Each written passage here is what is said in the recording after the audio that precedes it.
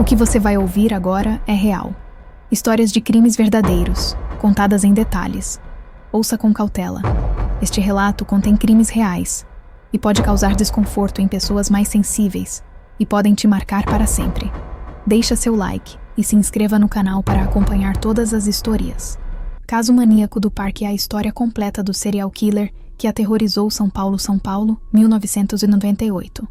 A maior metrópole da América Latina pulsava com seus milhões de habitantes, seus sonhos, suas esperanças. Entre os pontos verdes da cidade, destacava-se o Parque do Estado, oficialmente chamado Parque Estadual Fontes do Ipiranga, uma vasta área verde localizada entre São Paulo e Diadema, refúgio de tranquilidade em meio ao caos urbano. Mas dentro daquele paraíso verde, escondido entre árvores e vegetação densa, algo sombrio acontecia. Algo que transformaria aquele lugar de paz em um cemitério. Algo que faria o nome Parque do Estado se tornar sinônimo de horror.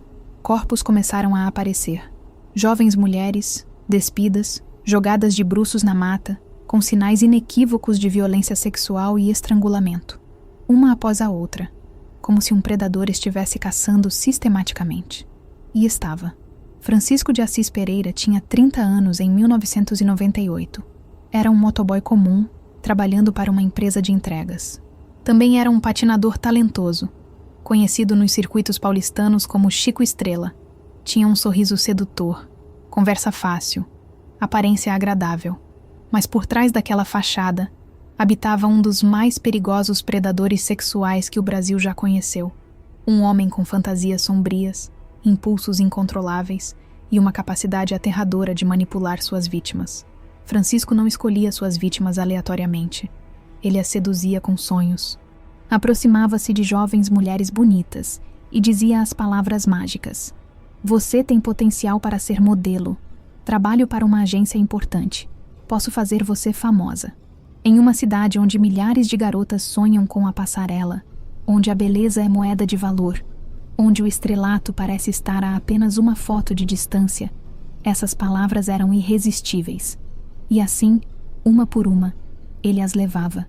Não para estúdios fotográficos, não para agências de modelo, mas para aquele parque, para aquela mata fechada, para o inferno.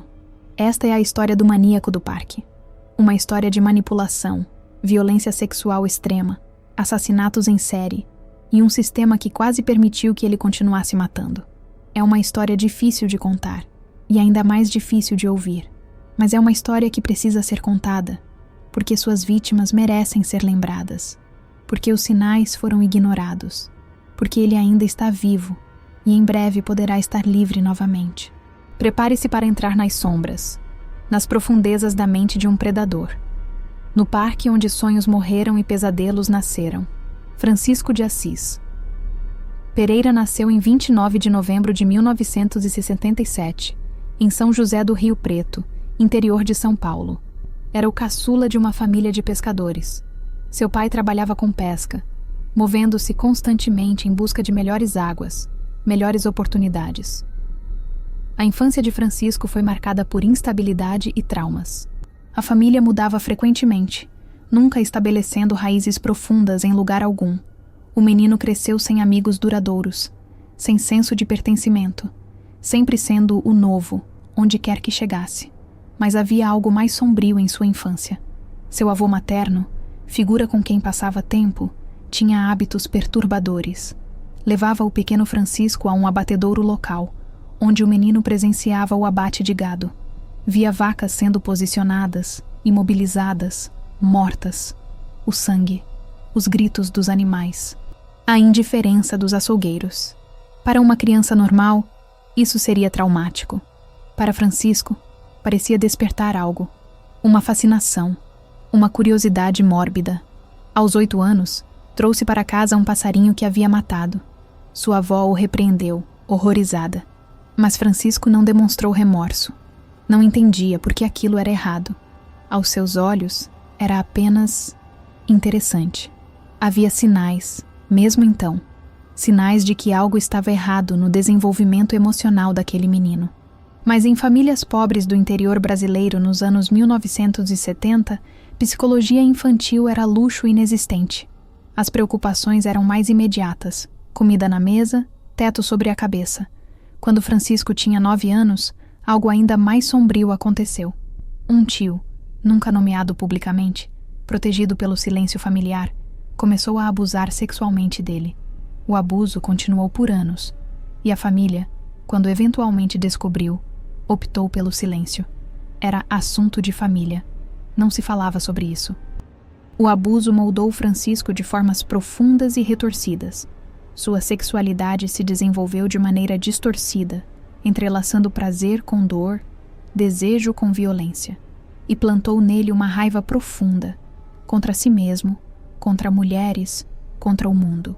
Na adolescência, Francisco descobriu uma paixão que lhe trazia alegria genuína: patinação. Era talentoso nisso, natural. Nos patins, sentia-se livre, poderoso, admirado. Participou de competições, ganhou prêmios. Foi ali que ganhou o apelido Chico Estrela. Por um tempo, pareceu que a patinação poderia salvá-lo, dar-lhe propósito, autoestima, um caminho positivo. Mas não foi suficiente. As sombras em sua mente eram profundas demais. Aos 20 anos, Francisco mudou-se para São Paulo capital. Buscava oportunidades, uma vida melhor.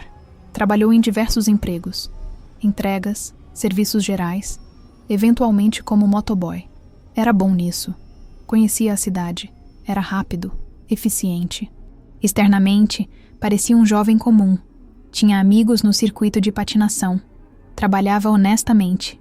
Mas internamente, fantasias sombrias cresciam. Fantasias envolvendo controle, dominação, violência sexual.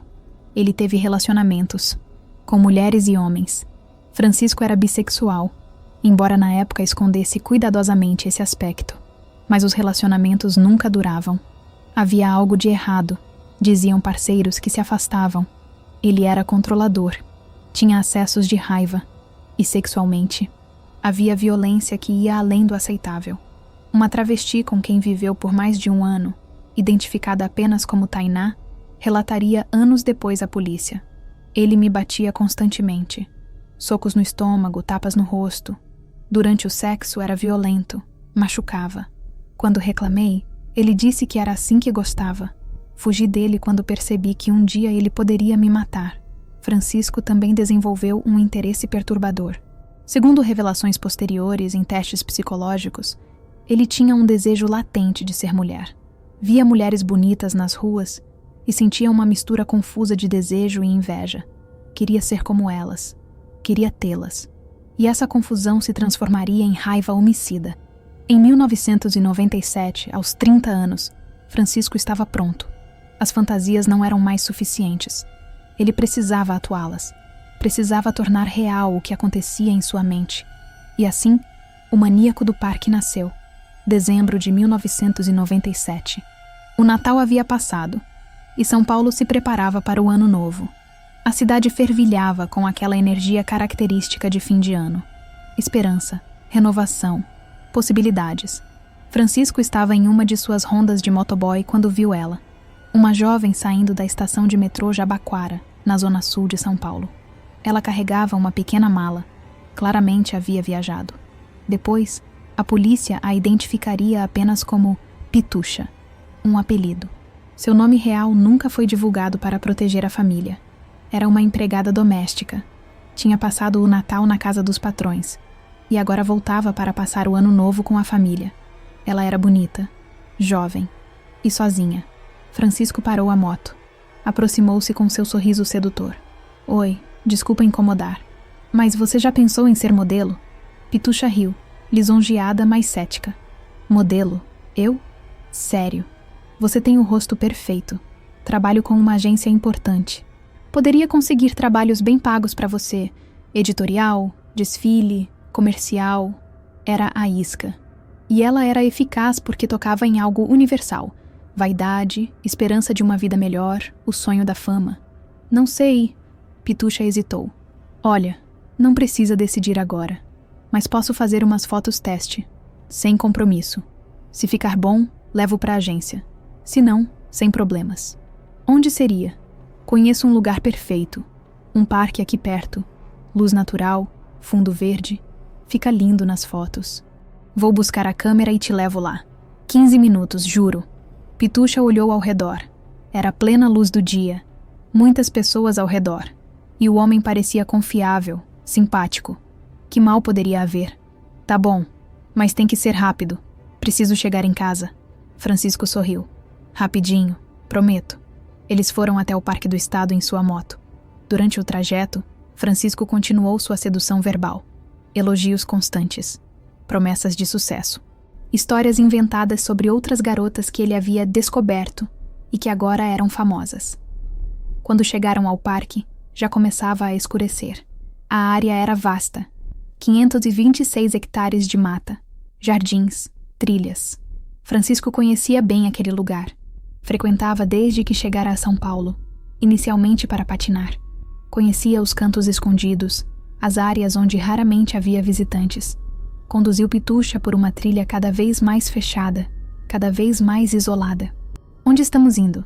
Ela perguntou, uma primeira nota de preocupação em sua voz. Só mais um pouco.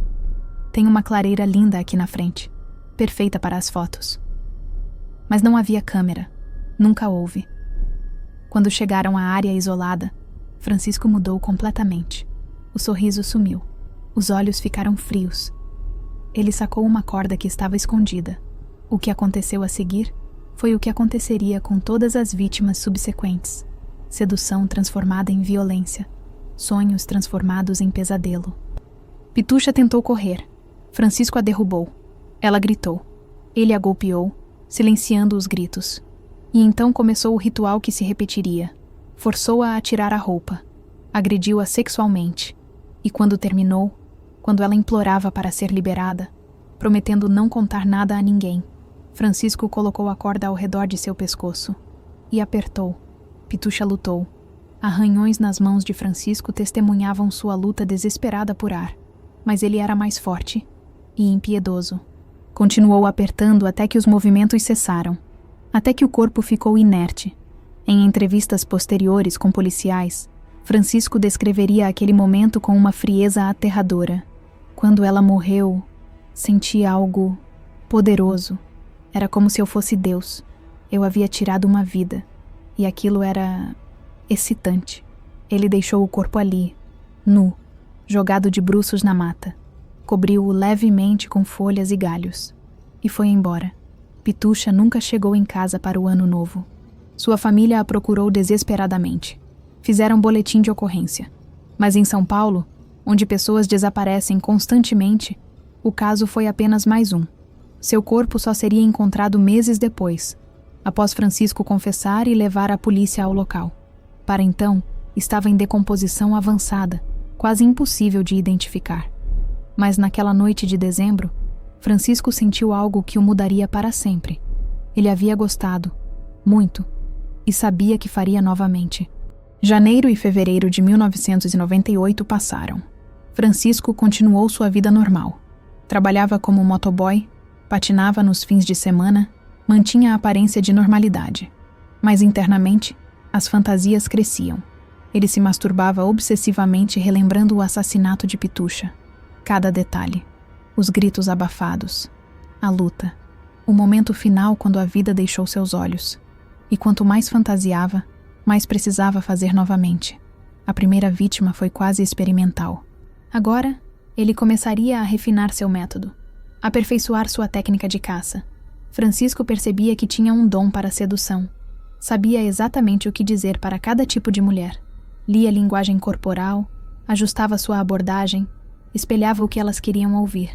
E percebeu algo crucial. Mulheres jovens, bonitas, especialmente aquelas de classe econômica mais baixa, eram as mais vulneráveis à promessa de carreira de modelo. Era o atalho dos sonhos. A possibilidade de escapar da vida difícil, de ser alguém, de ser admirada. Ele começou a escolher suas vítimas cuidadosamente. Observava-as primeiro, geralmente em estações de metrô, pontos de ônibus, lugares públicos onde jovens mulheres passavam sozinhas. Procurava um tipo específico.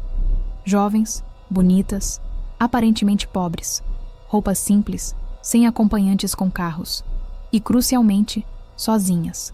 Psiquiatras forenses que o analisariam depois explicariam que essa seleção não era aleatória. Francisco escolhia mulheres que se pareciam com o tipo de mulher que ele desejava ser. Cabelos longos, figuras femininas, traços delicados. Era uma mistura tóxica de desejo sexual, inveja e ódio. Em março de 1998, ele atacou novamente. A vítima, cujo nome também foi mantido em sigilo, tinha 19 anos. Era vendedora em uma loja de roupas. Sonhava em ser modelo desde criança, mas nunca teve oportunidades. Quando Francisco a abordou com sua proposta, ela viu a chance que sempre esperou. O padrão se repetiu. Sedução verbal, promessas, condução até o parque, isolamento e então a transformação súbita de príncipe encantado em predador violento. Mas desta vez, algo diferente aconteceu. A jovem era lutadora. Quando Francisco tentou dominá-la, ela reagiu com força surpreendente. Arranhava, chutava, mordia, gritava com toda a força de seus pulmões. Francisco entrou em pânico. Se alguém ouvisse os gritos, ele intensificou a violência. Golpeou-a repetidamente até que ela ficou atordoada. E então, com raiva agora misturada à excitação, executou seu ritual de violação e estrangulamento. Mas a luta havia deixado marcas. Arranhões profundos em seu rosto e braços. Um olho roxo. Ele voltou para casa ferido, tendo que inventar uma história sobre ter caído da moto. O corpo da jovem foi encontrado dias depois por um casal que caminhava no parque. A cena era perturbadora. Corpo nu, de bruços. Sinais óbvios de estrangulamento e violência sexual. A polícia foi chamada. Uma investigação foi aberta. Mas não havia pistas. Nenhuma testemunha. Nenhuma conexão óbvia com a vítima. Era apenas mais um crime violento em uma cidade violenta. O que a polícia não sabia ainda era que isso era apenas o começo. Entre março e junho de 1998, Francisco matou pelo menos mais 4 mulheres. Seu método se aperfeiçoava. Ele aprendeu a controlar melhor suas vítimas, a minimizar a luta, a ser mais eficiente em sua violência. Também desenvolveu um padrão pós-morte perturbador. Não satisfeito apenas com o assassinato, Francisco retornava aos corpos nos dias seguintes. Praticava necrofilia, beijava os cadáveres em decomposição, permanecia horas ao lado deles em suas fantasias mórbidas. Eu voltava lá. Ele confessaria mais tarde à polícia, com uma frieza desconcertante. Ficava com elas, beijava. Era como se ainda estivessem vivas para mim. Só parava quando a decomposição ficava muito avançada. Aí eu cobria bem o corpo e procurava uma nova. Uma das vítimas deste período era Isadora Fraenkel, 18 anos. Ao contrário das outras, Isadora conhecia Francisco, ou pensava que conhecia. Ele a havia cortejado por semanas, fazendo-se passar por um namorado interessado. Conquistou sua confiança completamente. Quando a levou ao parque sob pretexto de um piquenique romântico, Isadora foi sem suspeitas e pagou por essa confiança com a vida. O que Francisco não esperava era que Isadora, antes de morrer, havia dado um cheque em branco a ele, um gesto de confiança que se tornaria sua primeira grande pista incriminadora. Francisco usou o cheque para comprar um capacete de motociclista. Quando a loja depositou o cheque e ele voltou sem fundos, investigações levaram à conta de Isadora. Sua família, preocupada com seu desaparecimento, havia feito boletim de ocorrência. A polícia foi até a loja, conseguiu a descrição de quem usou o cheque e Francisco foi chamado para depor.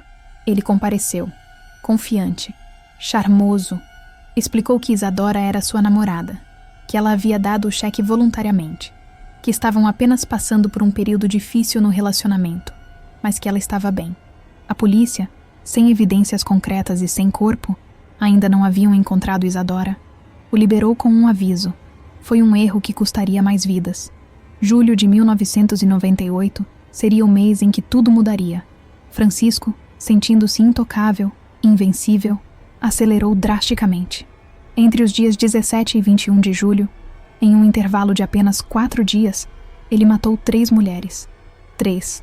Seus nomes: Selma, 23 anos, Itaiane, 21 anos, e Fernanda, 20 anos.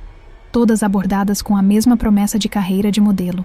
Todas levadas ao mesmo parque. Todas mortas da mesma forma brutal. E foi quando encontraram esses 3 corpos, quase simultaneamente, que São Paulo finalmente percebeu. havia um serial killer solto. 21 de julho de 1998. Um funcionário do Parque do Estado, fazendo ronda matinal, encontrou o primeiro corpo. Chamou a polícia imediatamente. Enquanto peritos examinavam a cena, outro funcionário, procurando em área próxima, encontrou um segundo corpo. E então um terceiro. 3 mulheres jovens. Todas nuas. Todas de bruços. Todas com marcas de estrangulamento. Todas com sinais de violência sexual. A notícia explodiu na mídia paulistana. Serial killer no Parque do Estado. As manchetes gritavam. Era uma história que vendia jornais, que prendia audiências. E a imprensa se debruçou sobre o caso com voracidade. Programas policiais televisionados dedicavam horas ao tema. Repórteres acampavam no parque. Especialistas eram convidados para dar opiniões sobre o perfil do assassino. O caso dominava conversas em toda a cidade. E o pânico se instalou. Mulheres jovens passaram a ter medo de sair sozinhas. Pais proibiam filhas de aceitar caronas de estranhos. O parque, antes local de lazer, se tornou sinônimo de morte. A pressão sobre a polícia era imensa. O Departamento de Homicídios e de Proteção à Pessoa, DHPP, mobilizou sua melhor equipe. O delegado responsável, Sérgio Luiz Alves, sabia que precisava resolver o caso rapidamente, não apenas pela pressão da mídia, mas porque era óbvio que o assassino continuaria matando. Tínhamos um predador em série, o delegado disse em entrevista posterior, e o padrão mostrava que ele estava acelerando. Quando serial killers aceleram assim, significa que estão perdendo o controle. O que é bom para a investigação, comete mais erros. Mas ruim, porque significa mais vítimas em menos tempo. A investigação começou meticulosamente. Peritos examinaram os 3 corpos encontrados. Coletaram evidências, fibras, cabelos, amostras de DNA. Mas a chuva dos dias anteriores havia degradado muito das evidências. O que eles tinham de mais valioso eram os padrões. O método de estrangulamento, sempre com corda ou cordão de sapato. A posição dos corpos, sempre de bruços. O local, sempre áreas isoladas do mesmo parque. E as vítimas, sempre jovens, bonitas, aparentemente de classe econômica mais baixa. Mas havia algo mais. Algo que não haviam percebido até começarem a revisar casos antigos. Mulheres que haviam escapado. Quando a notícia do serial killer se espalhou, várias mulheres se apresentaram à polícia, com relatos perturbadoramente similares. Elas haviam escapado. A primeira a se apresentar foi Mônica, 22 anos. Seu relato foi crucial para começar a montar o quebra-cabeça. Foi há 3 semanas. Ela contou ao delegado Sérgio Luiz. Eu estava saindo do metrô São Judas quando um cara numa moto me abordou. Era bonito, simpático. Disse que trabalhava para uma agência de modelos, que eu tinha potencial. E você acreditou? O delegado perguntou, sem julgamento. Acreditei. Ele era muito convincente. Mostrou até uma carteirinha falsa de uma agência. Disse que ia buscar a câmera e voltava para fazer umas fotos teste. Me deu um cartão com o telefone. Você foi com ele? Quase. Mas minha mãe ligou no celular naquela hora, dizendo que tinha uma emergência em casa. Eu disse ao cara que não podia ir naquele momento. Ele insistiu muito, mas eu disse não. Ele ficou irritado, mas tentou disfarçar. Disse para eu ligar para ele quando pudesse. Eu peguei o cartão, mas nunca liguei. E agora, vendo as notícias, Deus, poderia ter sido eu. O cartão que ela guardara tinha um nome, Jean, e o telefone era de uma empresa de motoboys na Zona Sul. Outras mulheres vieram com histórias similares. Todas tinham sido abordadas da mesma forma. Todas tinham recebido a mesma proposta. Algumas haviam ido até o parque, mas conseguiram fugir antes que a violência começasse. Outras, como Mônica, haviam recusado na última hora. Uma sobrevivente, Patrícia, 19 anos, teve a experiência mais traumática. Ela havia ido com Francisco até o parque. Quando ele tentou forçá-la, ela lutou ferozmente. Conseguiu chutá-lo entre as pernas e fugir correndo pela mata. Correu sem parar até encontrar uma saída. Estava tão apavorada que não procurou a polícia imediatamente. Tinha vergonha, medo de não acreditarem nela, medo de retaliação. Ele me ameaçou quando eu fugi, Patrícia contou. Gritou que me encontraria, que se eu contasse alguma coisa ia me matar. Fiquei com tanto medo que mudei até de bairro. E só vim aqui agora que vi que outras mulheres também estão falando. Com os depoimentos das sobreviventes, a polícia conseguiu montar um retrato falado. Era um homem jovem entre 25 e 35 anos, cabelos escuros, olhos escuros, aparência agradável. Usava geralmente roupas de motoboy, tinha uma moto, falava bem, era sedutor. E, crucialmente, trabalhava ou tinha acesso a uma empresa de motoboys cuja localização elas conseguiram identificar. Era a pista que faltava. O delegado Sérgio Luiz e sua equipe foram até a empresa de motoboys indicada pelo cartão. Era uma pequena firma na Vila Santa Catarina, zona sul de São Paulo. O proprietário, inicialmente desconfiado, cooperou quando soube do que se tratava. "Vocês estão procurando quem?" ele perguntou. "Um motoboy, provavelmente trabalhando aqui ou que trabalhou recentemente. Homem, início dos 30 anos, sedutor, que aborda mulheres dizendo ser caça-talentos." O dono fez uma pausa. "Tinha um cara... Francisco de Assis Pereira. Trabalhou aqui por quase 2 anos, mas pediu demissão súbita há uma semana." "Pediu demissão?" "Sim. Deixou um bilhete dizendo que estava se mudando, agradecendo pela oportunidade. Achei estranho porque não avisou com antecedência. Mas neste ramo, pessoal vai e vem. Você tem o endereço dele? Documentos?" "Tenho. Deixa eu pegar." Enquanto o dono buscava os documentos, um dos investigadores notou um jornal na mesa. Era a edição do dia anterior, com a manchete sobre o serial killer do parque. E especialmente proeminente estava o retrato falado divulgado pela polícia. "Esse retrato falado", o investigador disse. "Vocês viram?" O dono voltou com a pasta de Francisco. "Vi sim. Na verdade, é parecido com o Francisco. Eu até comentei com os outros motoboys, mas achei que era coincidência. Posso ver a foto dele?" O dono mostrou a carteira de trabalho de Francisco. A foto era antiga, mas a semelhança com o retrato falado era inegável. "É ele", o delegado disse, sentindo a adrenalina. "Depois de quase 1 mês, finalmente temos nosso homem." Examinando a pasta, encontraram algo ainda mais incriminador. A carteira de identidade de Isadora Frankel, a jovem desaparecida cujo cheque Francisco havia usado. "Por que ele tem isso aqui?" o dono perguntou confuso. "Porque ela está morta. E ele a matou." A equipe imediatamente solicitou mandado de busca e prisão. Com nome completo, endereço e foto, era questão de horas até pegá-lo. Mas quando chegaram ao endereço registrado, um pequeno apartamento em Capão Redondo, Francisco já havia partido. Vizinhos disseram que ele saíra apressado dias atrás, levando apenas uma mochila. Ele viu o retrato falado, o delegado concluiu. Soube que estávamos perto. E fugiu. A caçada estava apenas começando. Francisco não era idiota. Quando viu seu rosto, ou uma versão aproximada dele, nos jornais e na televisão, soube que era questão de tempo até a polícia chegar. Sua primeira reação foi pânico.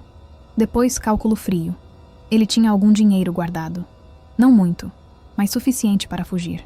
Pegou documentos, roupas e partiu. Sua ideia inicial era ir para o interior, talvez Mato Grosso ou Goiás, onde poderia se perder na imensidão do país. Mas então, teve uma ideia melhor. A fronteira. Se conseguisse sair do Brasil, para a Argentina ou Paraguai, estaria seguro. E a fronteira sul, especialmente no Rio Grande do Sul, era conhecida por ser relativamente fácil de atravessar. Francisco pegou um ônibus até Curitiba. De lá, outro ônibus até Porto Alegre. E de Porto Alegre, finalmente um ônibus até Itaqui, pequena cidade gaúcha na fronteira com a Argentina. Durante a viagem, que levou 3 dias, ele assistiu à cobertura midiática de seu caso. Cada estação rodoviária tinha televisões mostrando notícias. E as notícias eram todas sobre ele. Polícia identifica serial killer do parque. Maníaco do parque está foragido. População apavorada enquanto assassino foge. Eles o chamavam de maníaco do parque. O apelido pegou imediatamente. Era sensacionalista, assustador, memorável. Exatamente o tipo de coisa que a mídia adora. Francisco, assistindo às notícias, sentia uma mistura estranha de medo e... orgulho? Ele era famoso agora. Seu rosto estava em todos os jornais. Todo mundo falava dele. Era de forma perversa o reconhecimento que sempre desejara como patinador, mas nunca conseguira. Mas o medo era maior que o orgulho. Ele sabia o que acontecia com serial killers presos no Brasil. Na prisão, Estupradores e assassinos de mulheres eram os mais odiados. Seriam torturados, possivelmente mortos pelos próprios presos. Precisava escapar. Precisava atravessar aquela fronteira. Chegou a Itaqui, em 4 de agosto de 1998. Eram quase 3 semanas desde que os 3 corpos haviam sido encontrados. 3 semanas de uma das maiores caçadas humanas da história brasileira. Francisco alugou um quarto em uma pensão barata. Planejava ficar apenas alguns dias, tempo suficiente para encontrar um coiote, contrabandista humano, que o levasse até a Argentina. Mas precisava ser discreto. Um homem jovem, sozinho, vindo de São Paulo, querendo cruzar a fronteira ilegalmente, levantaria suspeitas. Durante os dias em Itaqui, Francisco viveu uma vida fantasmagórica. Mal saía do quarto. Comprava comida em pequenos mercados, sempre de boné e óculos escuros, sempre evitando contato visual.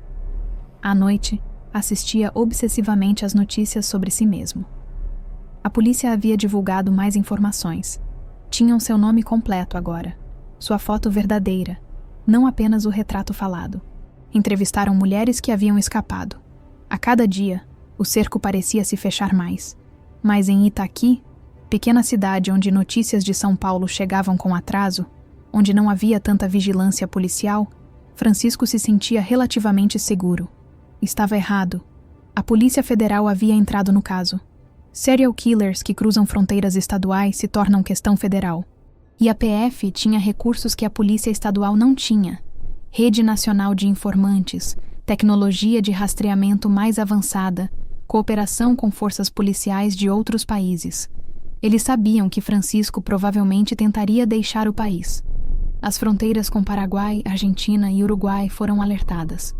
Fotos de Francisco foram distribuídas para postos de controle, delegacias fronteiriças, agentes em pequenas cidades próximas às fronteiras. Em Itaqui, o delegado local recebeu o alerta em 5 de agosto. Ele e 2 agentes começaram uma busca discreta. Verificaram hotéis, pensões, pousadas. Perguntaram sobre homens sozinhos vindo de São Paulo. No terceiro estabelecimento verificado, a pensão Santa Rita, o dono disse: "Tem um cara assim sim, chegou ontem. Quarto 7. Pagou adiantado por 1 semana. Disse que estava visitando parentes, mas achei estranho porque mal sai do quarto. Pode descrever ele?" A descrição batia. O delegado solicitou reforços de cidades vizinhas. Não podia arriscar. Francisco já havia demonstrado ser violento e poderia estar armado. Por volta das 15h de 4 de agosto de 1998, 6 policiais cercaram a pensão Santa Rita. Evacuaram discretamente os outros hóspedes. E então, subiram para o 2º andar.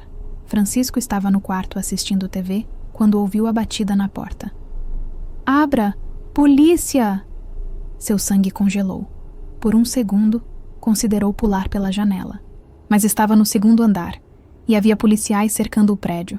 Não tinha saída. Tentou uma última jogada. "Tem engano. Não sou eu. Vocês estão procurando a pessoa errada. Francisco de Assis Pereira. Sabemos que é você. Abra a porta ou vamos arrombar." Ele abriu. Estava pálido, suando. Quando viu os policiais armados apontando para ele, suas pernas falharam. Caiu de joelhos. "Não sou eu", repetiu, a voz quebrando. "Vocês estão enganados. Não matei ninguém." Mas sua mochila, aberta sobre a cama, continha evidências que o condenavam. Roupas das vítimas, joias roubadas e, mais perturbador, polaroides que ele havia tirado de algumas das vítimas mortas. "Francisco de Assis Pereira", o delegado disse formalmente. "Você está preso pelos assassinatos de pelo menos 7 mulheres em São Paulo. Tem direito a permanecer calado. Tudo o que disser pode e será usado contra você." Francisco começou a chorar, mas não eram lágrimas de remorso. Eram de autopiedade, de raiva por ter sido pego, de frustração porque sua liberdade havia acabado. A notícia da prisão se espalhou rapidamente. "Maníaco do parque capturado." Manchetes por todo o Brasil. Havia celebração nas ruas de São Paulo. Finalmente, o pesadelo havia terminado. Ou assim pensavam. O verdadeiro horror estava apenas começando a ser revelado.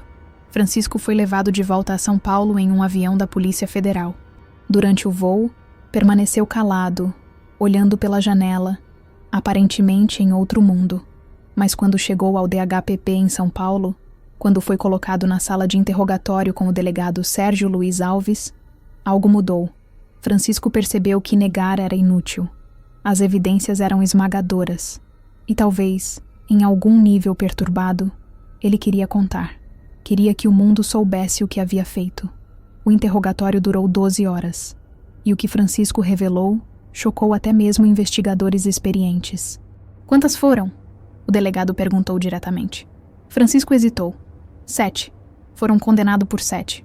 Mas foram mais. Quantas mais? Eu acho que 11. Talvez 12. Algumas eu não tenho certeza se morreram ou apenas desmaiaram. 11 a 12. O número era maior do que a polícia havia estimado. E as que você atacou, mas não matou? Muitas. 20.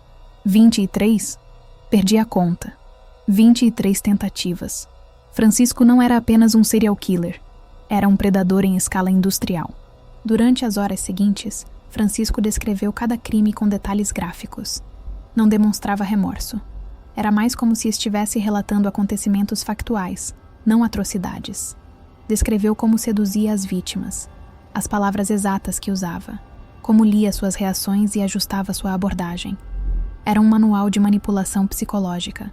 Descreveu a violência, como as dominava quando resistiam, os locais específicos no parque onde as levava, o que fazia com elas antes de matá-las.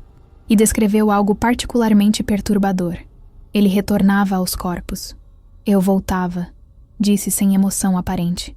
Dias depois, ficava com elas, beijava, tocava. Era como se ainda estivessem vivas. Só parava quando a decomposição ficava muito forte. Necrofilia. O delegado havia visto muita coisa em sua carreira, mas aquilo era outro nível.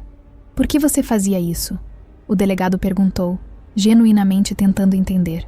Francisco pensou por um longo momento. Porque vivas, elas podiam me rejeitar, podiam dizer não. Mortas, eram minhas, completamente, para sempre. Era uma lógica doentia, mas reveladora. Para Francisco, o assassinato não era apenas sobre gratificação sexual. Era sobre controle absoluto, posse permanente. O delegado mudou de tática. Você se arrepende? Do quê? De ter matado essas mulheres. Francisco fez uma pausa longa. Não era eu, disse finalmente. Era outra coisa. Uma força. Algo maligno que entrava em mim. Tentando usar defesa de insanidade. Alegando possessão demoníaca ou algum tipo de dissociação. Era transparente demais.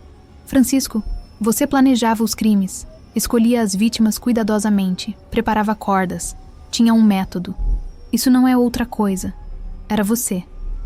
Ele não respondeu. Apenas olhou para baixo. Vou fazer uma proposta, o delegado disse. Você nos leva aos corpos que ainda não encontramos. Mostra exatamente onde estão. Em troca, seu nível de cooperação será mencionado ao juiz. Pode fazer diferença na sentença. Francisco considerou. Depois assentiu. Tudo bem, eu mostro. No dia seguinte, em 6 de agosto de 1998, uma operação foi montada. Francisco, algemado e escoltado por policiais fortemente armados, seria levado ao Parque do Estado para localizar os corpos que a polícia ainda não havia encontrado. A imprensa descobriu. Quando a comitiva chegou ao parque, havia dezenas de câmeras, centenas de jornalistas e curiosos. Foi necessário cordão de isolamento policial para conter a multidão. Quando Francisco desceu da viatura, houve gritos da multidão. Assassino! Monstro! Mata ele! Policiais tiveram que protegê-lo fisicamente de tentativas de linchamento. Entrando no parque, algo estranho aconteceu. Francisco, que estava cabisbaixo e calado, mudou completamente. Seus olhos se iluminaram. Um pequeno sorriso apareceu em seus lábios. Quando ele chegou no parque, quando nós abrimos o arame farpado e ele entrou, ele mudou completamente. O delegado Sérgio Luiz relataria depois. Era como se estivesse voltando para casa, para seu território.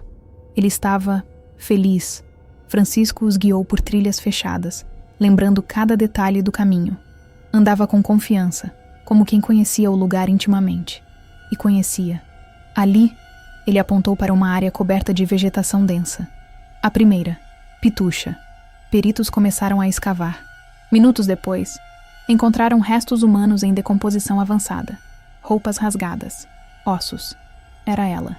E aqui, Francisco apontou para outra área, cerca de 100 metros à frente. A segunda.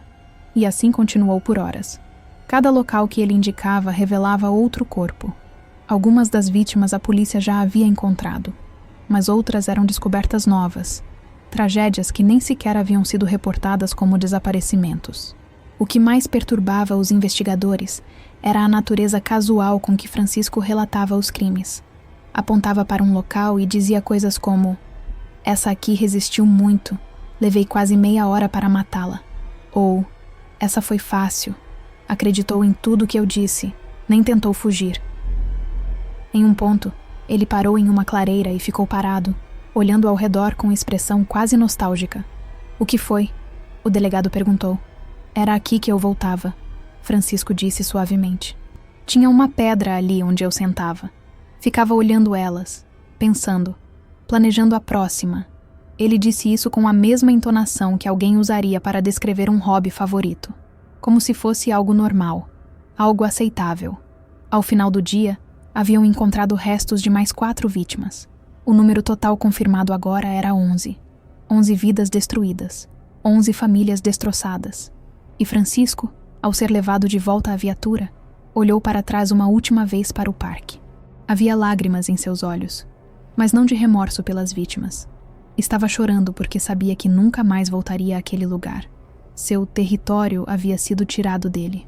Nos dias seguintes, a polícia trabalhou para identificar todas as vítimas, através de DNA, pertences pessoais e principalmente dos relatos de Francisco. Conseguiram dar nomes àqueles restos. Vítima 1, Pitucha, nome real não divulgado, 23 anos, empregada doméstica. Desapareceu em dezembro de 1997. Família havia reportado desaparecimento, mas caso não foi investigado a fundo. Vítima 2, Elisângela, 19 anos, vendedora. Sonhava em ser modelo. Desapareceu em março de 1998. Pais fizeram campanha de cartazes pela cidade, mas sem sucesso. Vítima 3, Isadora Frankel, 18 anos, estudante. Era a namorada de Francisco. Desapareceu em abril de 1998. Família sabia que estava saindo com um motoboy, mas ele havia dado nome falso. Vítima 4, Ana Paula, 21 anos, manicure. Mãe solteira de um menino de 3 anos. Desapareceu em maio de 1998. Seu filho ficou órfão. Vítima 5, Camila, 20 anos, atendente de telemarketing. Desapareceu em junho de 1998. Vítima 6, Selma, 23 anos, estudante de enfermagem. Encontrada em julho de 1998, foi uma das que chamaram a atenção da polícia. Vítima 7, Itaiane, 21 anos, recepcionista, também encontrada em julho de 1998. Vítima 8, Fernanda, 20 anos, vendedora de cosméticos. Terceiro corpo encontrado em julho de 1998. Vítimas 9 e 11, 3 jovens mulheres que nunca foram completamente identificadas. Restos em decomposição avançada demais, sem famílias que as reclamassem.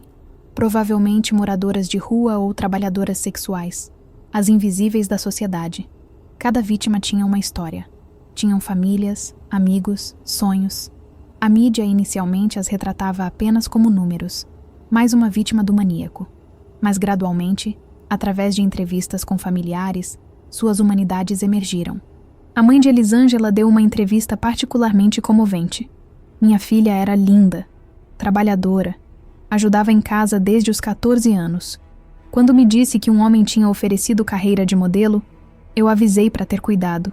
Mas ela estava tão feliz, tão cheia de esperança. Disse: "Mãe, essa é minha chance." E eu deixei. Deixei porque queria vê-la feliz. E agora ela está morta. Aquele monstro tirou ela de mim. Tirou todos os seus sonhos, todo o seu futuro. Por quê? Porque podia. Porque era mau. E se eu pudesse, se a lei deixasse, eu mesma o mataria. O pai de Ana Paula, que deixou um filho de 3 anos órfão, disse: "Meu neto pergunta onde está a mãe. Ele tem 3 anos. Como eu explico para ele? Como eu digo que um homem mau levou ela embora e nunca mais vai voltar? Ele ainda espera ela voltar todo dia. Fica na janela procurando. E meu coração quebra. Quebra de novo e de novo. Esse Francisco, ele não matou apenas minha filha. Matou um pedaço de toda a nossa família. Francisco assistiu a algumas dessas entrevistas na prisão. Sua reação? Nenhuma. Indiferença total. Para ele, as vítimas não eram pessoas reais. Eram objetos. Meios para satisfazer seus impulsos. Enquanto aguardava julgamento, Francisco foi submetido a extensas avaliações psicológicas e psiquiátricas. Psicólogos forenses queriam entender o que cria um monstro como ele. Dr. Guido Palomba, psiquiatra forense renomado, foi um dos que o avaliou. Realizou o teste de Rorschach, onde manchas de tinta são mostradas e a pessoa descreve o que vê. As respostas revelam aspectos profundos da psique. As respostas de Francisco foram perturbadoras, onde a maioria das pessoas via borboletas, flores, animais. Francisco via coisas violentas e sexuais. Via mulheres sendo agredidas. Via corpos desmembrados. Via atos sexuais violentos. O teste revelou uma mente profundamente perturbada. Dr. Palomba explicou em seu relatório.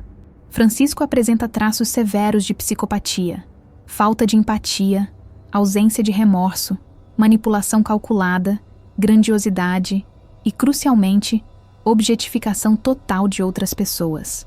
O teste também revelou algo inesperado. Francisco tinha um desejo profundo de ser mulher. Não apenas desejo sexual por mulheres, mas inveja. Queria ter seus corpos, suas vidas, sua posição social percebida. Suas vítimas não foram escolhidas aleatoriamente. Dr. Palomba concluiu.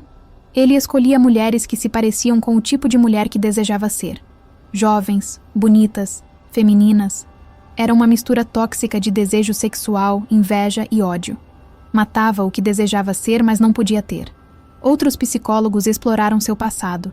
O abuso sexual na infância, a exposição à violência no abatedouro, a vida instável sem raízes. Tudo contribuiu para criar uma personalidade fragmentada, incapaz de conexões emocionais saudáveis, obcecada com controle e dominação. Mas havia debate sobre uma questão crucial. Francisco era legalmente insano? Poderia ser considerado inimputável por razão de insanidade mental? A resposta da maioria dos especialistas foi não. Francisco sabia perfeitamente a diferença entre certo e errado. Planejava seus crimes cuidadosamente. Tomava precauções para não ser pego. Isso demonstrava consciência de que estava cometendo atos ilegais e imorais. Ele é um psicopata, sim, disse um dos psiquiatras. Mas psicopatia não é defesa legal para crimes. Ele tinha controle sobre suas ações. Escolheu matar, portanto, deve ser responsabilizado. A única discordância veio do próprio Francisco. Em uma sessão, ele insistiu. Não fui eu. Foi uma força demoníaca. Herdei do meu avô materno. Ele tinha um demônio e passou para mim. Era uma tentativa transparente de evitar responsabilidade. Nenhum especialista levou a sério. O julgamento de Francisco de Assis Pereira começou em 2002, quase 4 anos após sua prisão. A demora foi devido a recursos intermináveis da defesa, complexidade do caso e o fato de ser um dos maiores casos de serial killer da história brasileira. O júri popular foi selecionado com extremo cuidado. Como encontrar jurados imparciais para um caso que toda São Paulo conhecia? Era praticamente impossível. Mas encontraram 7 pessoas que juraram poder julgar, baseado apenas em evidências apresentadas no tribunal. O tribunal estava lotado. Familiares das vítimas ocupavam as primeiras filas. Jornalistas enchiam o espaço reservado para a imprensa. Seguranças cercavam Francisco. Havia ameaças de morte constantes contra ele. Quando Francisco entrou, algemado, houve gritos de raiva. Assassino! Monstro! O juiz teve que ordenar silêncio. Francisco estava diferente. 4 anos de prisão o haviam mudado fisicamente. Estava mais magro, pálido, com olheiras profundas, mas seus olhos mantinham aquela frieza característica. A promotoria apresentou seu caso meticulosamente. 15 dias de testemunhos. Sobreviventes relatando suas experiências. Familiares das vítimas chorando ao descrever suas perdas. Peritos forenses explicando evidências. Policiais detalhando a investigação. O momento mais dramático veio quando Patrícia, uma das sobreviventes, testemunhou. Ela entrou na sala tremendo, visivelmente apavorada. Teve que fazer uma pausa várias vezes para se recompor. Você consegue identificar a pessoa que a atacou? A promotora perguntou. Sim, Patrícia disse, sua voz mal audível. Ele está nesta sala? Patrícia olhou diretamente para Francisco. Lágrimas escorriam por seu rosto. Está. É ele. Aquele homem ali. Francisco olhou de volta sem emoção, sem vergonha, sem remorso. Pode nos contar o que aconteceu? A promotora pediu gentilmente. Patrícia descreveu como Francisco a seduziu, como acreditou em suas promessas, como ele a levou ao parque, e então, como ele mudou repentinamente de amigável para violento. Ele me jogou no chão, ela relatou, sua voz quebrando. Rasgou minha roupa. Dizia coisas horríveis enquanto tentava me estuprar. Eu lutei, chutei ele onde dói e corri sem parar. Ouvi ele gritando atrás de mim, dizendo que ia me encontrar, que ia me matar, mas eu continuei correndo, e aqui estou, viva. Mas todas aquelas outras garotas, elas não tiveram a mesma sorte. A defesa tentou desacreditar testemunhas. Argumentou que Francisco era doente mental, que precisava de tratamento, não punição. Trouxe especialistas que falaram sobre seu passado traumático, seu abuso na infância. Meu cliente é vítima tanto quanto as mulheres que morreram, o advogado de defesa argumentou, causando indignação na sala. Ele foi abusado sexualmente quando criança, cresceu em ambiente violento, desenvolveu transtornos mentais severos, precisa de tratamento psiquiátrico, não prisão. A promotoria rebateu ferozmente. Francisco de Assis Pereira escolheu matar, planejou cada crime meticulosamente, manipulou suas vítimas com frieza calculada, retornou aos corpos para praticar necrofilia. Isso não é doença, é maldade pura. Após 3 semanas de julgamento, o júri deliberou por 8 horas. O veredito: culpado em todos os quesitos, culpado de 7 homicídios qualificados, culpado de 9 estupros, culpado de ocultação de cadáveres, culpado de roubo, culpado de atentado violento ao pudor. A sentença: 268 anos de prisão, mais tarde aumentada para 285 anos após mais julgamentos. Mas pela legislação brasileira vigente à época, ninguém pode cumprir mais que 30 anos de prisão. Francisco seria elegível para a liberdade em 2028. Francisco foi enviado para a penitenciária de Iaras, no interior de São Paulo. Lá, foi mantido em isolamento. Prisioneiros odeiam estupradores e assassinos de mulheres. Sua vida estava constantemente em risco. Em dezembro de 2000, houve rumores de que ele havia sido morto em uma rebelião. Jornais noticiaram sua morte. Famílias das vítimas celebraram. Mas era falso alarme. Ele estava vivo, apenas transferido para outra ala. Na prisão, Francisco se converteu ao cristianismo evangélico. Passou a dar entrevistas dizendo que havia encontrado Deus, que estava arrependido, que era nova criatura. Mas psiquiatras que o avaliaram foram céticos. É performance, disseram. Está tentando construir imagem positiva para eventual liberdade. O mais perturbador: Francisco recebeu milhares de cartas de amor. Mulheres de todo o Brasil escreviam declarando amor, oferecendo casamento, enviando fotos íntimas. Era o fenômeno da hibristofilia, atração sexual por criminosos perigosos. Uma dessas mulheres, Jussara, se correspondeu com ele por anos e eventualmente se casou com ele na prisão em 2008. O casamento durou pouco. Ela alegou posteriormente que Francisco era manipulador, controlador e mostrava sinais de seus impulsos violentos mesmo atrás das grades. Os anos passaram. 2010, 2015, 2020. E cada ano que passava, 2028 se aproximava, a data de sua possível liberdade.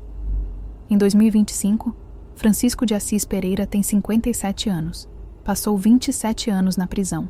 Em 3 anos, legalmente, deve ser solto. A sociedade brasileira está dividida. Há quem acredite que ele cumpriu sua pena, que deve ter chance de reintegração. Outros argumentam que ele é perigo permanente, que matará novamente se liberado. Psiquiatras que o avaliaram recentemente são unânimes. Ele apresenta alto risco de reincidência. Não demonstra remorso genuíno. Continua com fantasias violentas. Se solto, provavelmente matará novamente. O Ministério Público entrou com pedidos para impedir sua liberdade, argumentando que ele deveria ser mantido em manicômio judiciário indefinidamente. Mas esses manicômios foram desativados, e sua família não quer recebê-lo de volta. As vítimas, as que sobreviveram e as famílias das que morreram, vivem em terror da ideia de sua liberdade. Várias mudaram de nome, de cidade, construíram vidas novas, e agora enfrentam a possibilidade de que o homem que destruiu suas vidas possa estar livre novamente. Francisco, em entrevista recente da prisão, disse: "Sou pessoa normal agora. Deus me curou. Não sou mais aquele homem. Quero ter chance de viver em paz." Mas em seus olhos, aqueles que o entrevistaram viram a mesma frieza de sempre, o mesmo vazio, a mesma ausência de humanidade. O Parque do Estado continua aberto ao público. Há memoriais discretos para as vítimas. Mas muitas pessoas evitam o local. As sombras ali parecem mais escuras, o ar mais pesado, como se o lugar guardasse memória do horror. A história do maníaco do parque não terminou. Está apenas em hiato. E quando 2028 chegar, uma das maiores questões do sistema de justiça brasileiro será respondida. Podemos reabilitar um monstro? Ou algumas pessoas são simplesmente mal demais para serem salvas? As vítimas dizem que já sabem a resposta. E vivem com medo do dia em que o mundo descobrirá se estão certas. Existem homens que matam por raiva, por ganância, por desespero. E então existem homens que matam porque gostam, porque o ato de tirar uma vida lhes traz prazer. Esses são os verdadeiros monstros, e não sabemos como curá-los.